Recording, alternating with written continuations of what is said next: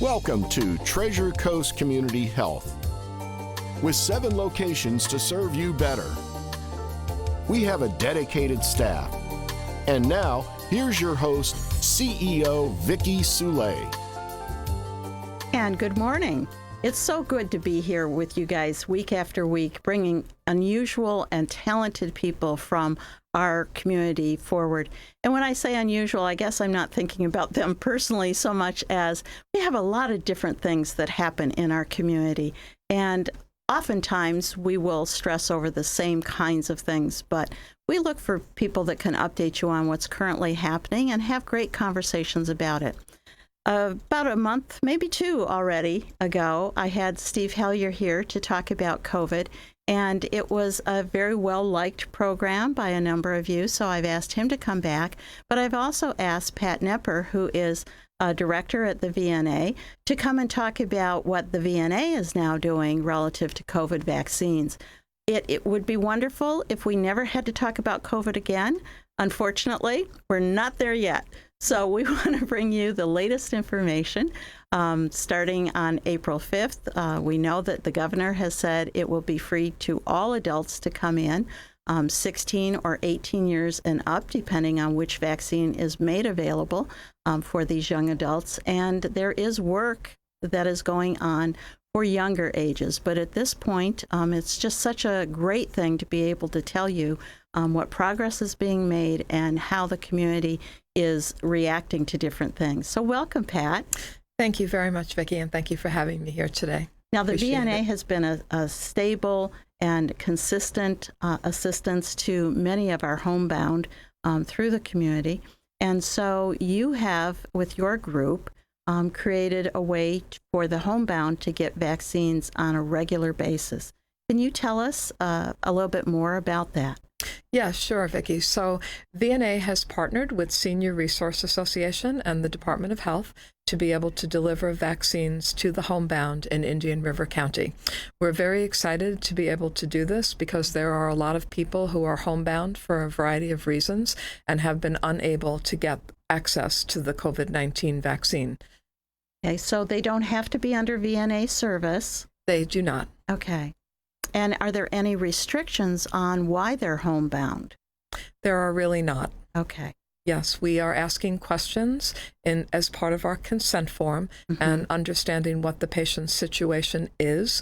They do need to be largely homebound and unable to get out to do the regular activities of life. Okay.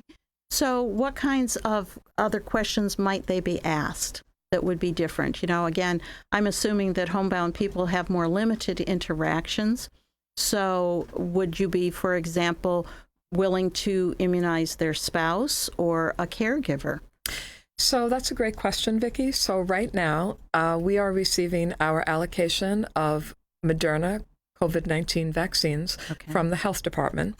And we are receiving that allocation strictly for the homebound.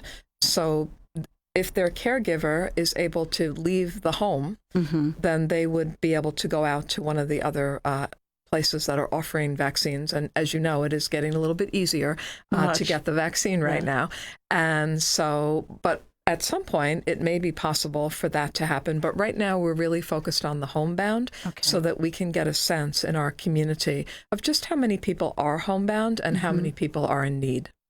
That's wonderful information because, again, with 3 different types of vaccines, the Moderna, the Pfizer, and now the latest one, the one-shot J&J or Janssen's, that means different things to the people that are receiving them. Moderna has a 4-week repeat, so the same staff, or at least your staff, will be going back out after their first vaccine inoculation, 4 weeks or thereabouts after. And do you set that appointment up at the time that you do the first inoculation? So yes, that is ideal for us to set up the second appointment at the first administration of the vaccine. And ideally, we are working towards having the same nurse go back to the home and do the second vaccine because we feel there's a level of trust that is built when you go into the home for the first visit. And so we're hoping that we'll be able to make that happen in as many cases as possible. That's wonderful.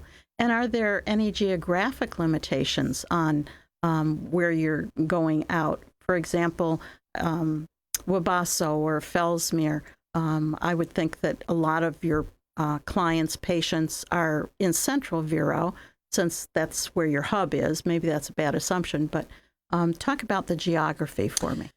So we've received, it's all Indian River County, North and South County, East and West. We've received a lot of requests from throughout the county, and Senior Resource Association is actually helping us with their mapping technology to make sure that we can reach the number of people we need to reach in the quickest time frame, because we have a time frame where the Moderna vaccine can be actually out of the refrigerator. We will be tracking it with, we will be transporting it under ice, but we have a 6-hour window from the time that vaccine is drawn until we administer to a patient. So we're trying to make those homes as near to each other as possible, and we're working with Senior Resource Association to make that happen. So I haven't asked you, and you haven't yet volunteered. How do people get a hold of you to do this? So that's another great question. So we have a dedicated line, and we also have, most importantly, a dedicated email address. And that address is IRCOVIDVACCINES for homebound. So it's all spelled out. No periods or commas in between. So say it as one word then. IRCOVID. Okay. Vaccines for homebound at vnatc.org. Okay. That's a nice long one. Yes, it is. So tell them the phone number. And the phone number is our general number, which is 772-567-5551, and you'll be transferred to the dedicated line. And will a person be prepared to answer, or can they leave a voicemail? They can leave a voicemail, and we check those voicemails same day, whenever possible. Some days we have more than others, and we're busy scheduling, but we try to get back to everyone within 24 hours. That's great. And I just mention it because I know if I'm expecting to talk to a person and then I get a voicemail, I get rather tongue-tied. It's like, okay, I have like 15 seconds to get everything I want out. And what was I supposed to say again? Exactly. So having a little script. And so what information do you want them to leave? Their name, their spelling? All they need to do is leave their first name, their last name with the spelling. That is helpful. Their home address and their phone number. When we contact them back, we'll get the other information that we need, such as date of birth, and we will ask certain questions to make sure that they're eligible to receive the vaccine. So if I were to call or have a friend that was to call this week when it's 40 and above in terms of age limit, could someone under 40 call if they're homebound? Maybe they have a child who is very disabled and it's really problematic to get them out. They're between 18 and 40. Could they qualify for your service? Once that criteria has been in place on April 5th, yes, they would qualify if they're homebound, provided they meet the executive order for Governor DeSantis, his executive order for Florida. Yes, we would be able to give that vaccine to someone who is homebound. So it's the same as going to the fairgrounds or to our drive-thrus or to the hospital.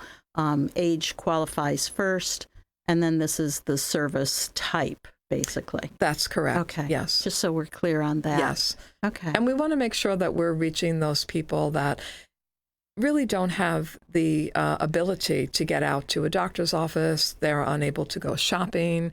They're unable to really take care of themselves. And a lot of people do have, a lot of these patient populations, if you will, do have visiting nurse organizations across our county going into their homes. They have companion care, but they themselves are really not able to leave their homes. But it doesn't mean that they aren't exposed, and so that protection is very important. Yes, and what I think a lot of people don't realize is that the homebound have a lot of people coming and going into their homes to be able to give them the services they need, whether that's Meals on Wheels or visiting nurse service, or they have a repair on a piece of equipment in their home. Yeah. So a lot of these people they're exposed due to people coming into their homes, even though they're not leaving their homes. And that's a great question, because somebody asked that when they called. They said, why would I need the vaccine? I'm homebound.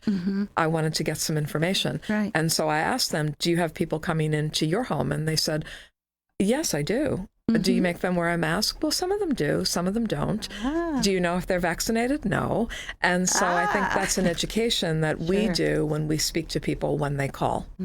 And this morning there was a short little article about a grandparent who was able to hug their 4-year-old grandchild because the parents had kept them, of course, separated out of concern.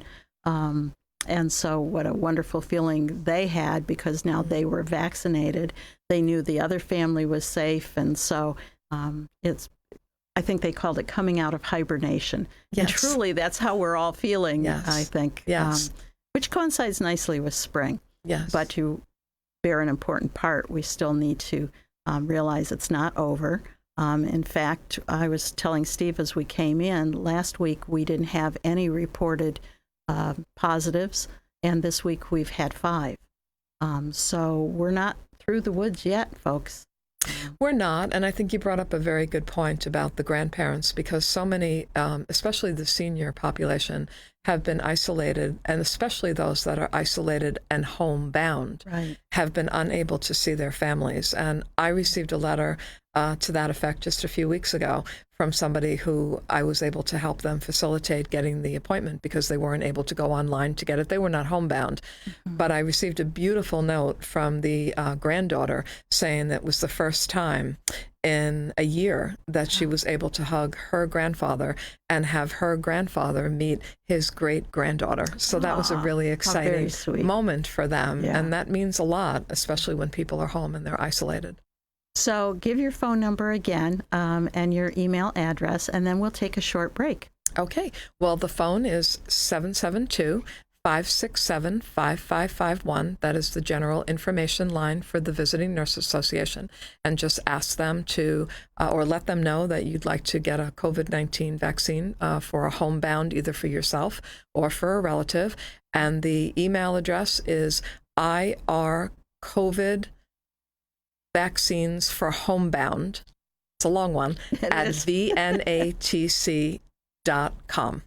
And if you'd like to call the number, we're happy to, if you provide an email address, we're happy to send you a little flyer that has all this information written out, and we'd be happy to send it to you or mail it to you. So please just give us a call, and we'll get you whatever information you need. Perfect. Thank you, Pat. You're very welcome. So we'll take a very short break, word from our sponsors, and then we'll be back, and we'll give Steve an opportunity to give some updates on those that are not homebound. Great. Thank you, Vicki. Thank you. Thank you. Great job.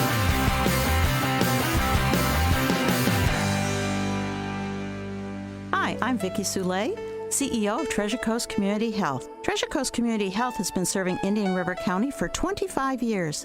How did we get here? It took a commitment to you to provide you with the most affordable, high-quality, integrated network of healthcare available anywhere. It took board-certified doctors and dentists and a dedicated staff to ensure that you receive the best possible care. It took more locations to meet the need, and now TCCH has 7 locations, with the latest one conveniently located down the street from Cleveland Clinic Indian River Hospital. Our services are available to everyone, whether insured or not, and at TCCH, no one gets turned away due to an inability to pay. We rely on donations from generous benefactors to continue our much-needed work. We accept Medicare, Medicaid, and almost all insurances. Call us at 772-257-8224 or visit us at tcchinc.org. Buy your tickets now for the Indian River Charter High School performance of the musical, The Fantastics. It's at 8 p.m. in the Charter Dome, April 6th, 7th, and 8th. This event will be held outdoors in a socially distanced environment. Come and support these children who are excited to be back in front of a live audience. Call the school with any questions at 772-567-6600. Sponsorships are available. Tickets are $15 to $25 each and sold in pods of 4. Hello, residents of Indian River County. The Solid Waste Disposal District is reminding you of 2 important ways to recycle in your community. Your used cooking oil can be brought to one of the 5 customer convenience centers or the main county landfill for safe disposal and repurposing. Also available at these locations, please drop off loose plastic film recycling that includes plastic bags, shrink wrap, and bubble wrap. Remember, recycle right and recycle often. Visit us at ircrecycles.com. Indian River County. Roll with us, recycle. And welcome back to Community Conversations. This is Vicki Soule, the CEO of Treasure Coast Community Health. And with me today, if you're just tuning in, is Pat Knipper from the VNA. She's been talking to us about homebound individuals that can use and should get the COVID vaccination. And also Steve Hellyer, a TCCH Director of Operations. Steve has been out in the field helping us with all of our drive-thrus. I keep asking, can't he come back home to admin so we can sort of do some future planning, but that sucking sound is COVID, and we aren't quite through with it, are we? No, not quite. COVID. Wow. Yeah, after a year. We're getting there, though. We're getting there. Are. I mean, we're making a big dent in it. You know, we're getting it. We're getting it. There's real hope being expressed, but still talking to people about appointments is like calling them and telling them they've won the little lottery. You know, really? Me? Tomorrow? Really? How cool. Yeah. I thought the call would never come. Yeah, People do get excited. Yeah, we've done that pretty well. I mean, we've been able to get people in, get them scheduled. You know, we've got a group of volunteers that are answering the phone, doing a great job getting people in and scheduled. It's working out really well so far. Well, and, you know, we have learned as we've gone along, had we known this at the beginning, instead of saying, I have an appointment for tomorrow, and I'm sorry that you live in Sebastian, our tomorrow is at the IG Center in South Oslo County area. Now we're like, okay, we'll have IG and Operation Hope. What's most convenient? And it's like a light bulb went on a couple of weeks ago, and so I apologize to any of you that did live in North County and got lost coming to South County. We have gotten much better at planning through your feedback, of course. You know, in a way, it's almost a shame that we see an end in sight someday. Someday. I'd even like to say someday soon, but that might be overly optimistic. As I said earlier, we are still seeing a spattering of positive cases, and while they may not be as severe as they were at the beginning, it tells us still that there is a lot going on in terms of the spread. And so for the right person, or rather the wrong person, it could still be deadly. So Treasure Coast has been doing testing, hence my knowledge that we have had some positives recently. We thought, you know, the slope was going down and it would just disappear, but there was an ugly little spike this week.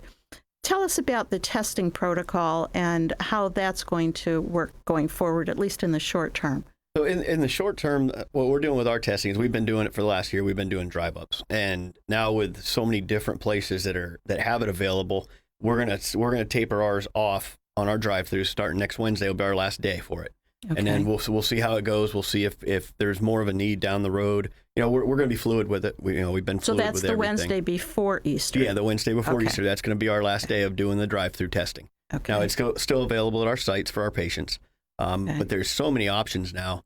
You know, we've only been seeing 10, 12, you know, a day, you know, at our sites, because there are a lot of options, and it's real convenient now for people to get tests. I mean, they can get them sent right to their house, and they can do the test at home.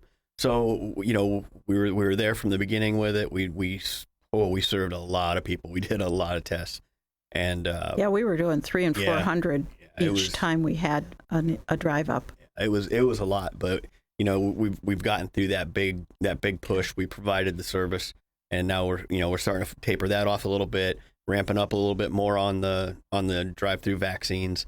And a return to primary care. Yeah, and I'm back to our original 3 business lines. Well, you know, as I said, that sucking sound is everywhere. People naturally want to know about vaccinations, and that's a good thing. But as I keep telling others, you know, diabetes didn't naturally get cured because you didn't go to the doctor, and your hypertension meds are still waiting for you to help you lead a better, more productive and healthier lifestyle. So we are encouraging our patients and new patients to come and see the doctor, come and see a nurse practitioner, get a general physical.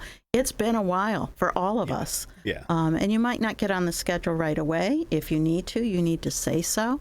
But certainly making that appointment is a very good thing, because 3 blinks and we're going to be in summertime. Yeah. And who wants to go to the doctors in the summertime? We'd rather be at the beaches, right? But it's encouraging to see people coming back. It is. It really is. Very much so. It's very encouraging. Very much so.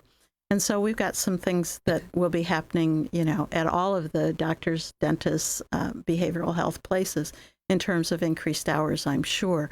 But coming back to the testing in the centers, for a while there, the only testing that our centers were doing was for people who were not symptomatic, like kids being sent home from school because of a possible exposure. Or have I got it backwards? No, the kids that have an exposure that they can't go back. I mean, once they're exposed in school, they're out for the 2 weeks. If they have symptoms, they come into they come into our sites. Yeah, because we want to get the kids back to school as quick as possible. Okay. The kids missed a whole lot of school last year, and it was hard on a lot of the kids. So we want to make sure that we can get them in, get them tested, and get them back just as quick as possible if they're negative. So do you expect that our centers will have more supply on hand, or will they still limit it as they have to specific health situations? Yeah, for right now, because the stuff is a little hard to come by, especially the rapid tests are tougher to come by. But that's what we're going to do for right now is we're going to keep it, we just don't want everybody in the world just, I need to be tested. That stuff's real, it's hard to get, and it's very important that we have it for those that need it, whether it is to get the kids back in school or for doctors to get back to work or nurses, law enforcement, people, people that we rely on for public safety and teachers. I mean, we got to keep as many people in the schools and going as we can, so we don't have a breakdown of our basic societal measures. We're all trying to get back, right? Yeah. Yep. Okay. Yeah. So for those folks that otherwise would have used our drive-through, just curiosity, I'm feeling sort of sluggish. Maybe I've got COVID. You're recommending that they use one of the other public vehicles, CVS, Walgreens, Walmart. There's so many of them right now. Okay. Yeah, Walgreens, CVS, Publix, Winn-Dixie, all the pharmacies. There's the mail test that they'll send them to you overnight. I mean, your own doctor, your private doctor. If you use us and you're not feeling well, come in. Let us test you. Okay. That's it's But again, almost, call. Yeah. Oh Okay. yeah. Please call. Please call. Even if you have please call. Even if you don't come to Treasure Coast routinely and you're talking about going back to your doctor, call ahead. Yeah. Okay. Call ahead. Call your doctor's office. Don't just show up. Yeah. Okay. They frown on that a little bit. Yeah. Well, we all kind of do because, again, as more people get vaccinated, it appears to be looser, but it can't be. Yeah. Okay. Yeah. It still is a situation where we have to look out for others, even if we feel protected. And, I hate to say it, but those efficiencies that they talk about, this one's 95% effective and this one's 92% effective. Well, my mathematical brain says, okay, then there's like 5 or 8 or 10 at least that they got the shot, we got the shots, and we think we're safe, but maybe we're a carrier. Okay, maybe our immune system really didn't protect us as well as we thought it did. So, again, until it's over, till the fat lady sings, whatever it is, we need to continue being considerate of everyone. I know that Friday night, there were a lot of people out who thought that they were immune from anybody giving them anything on Main Street Vero.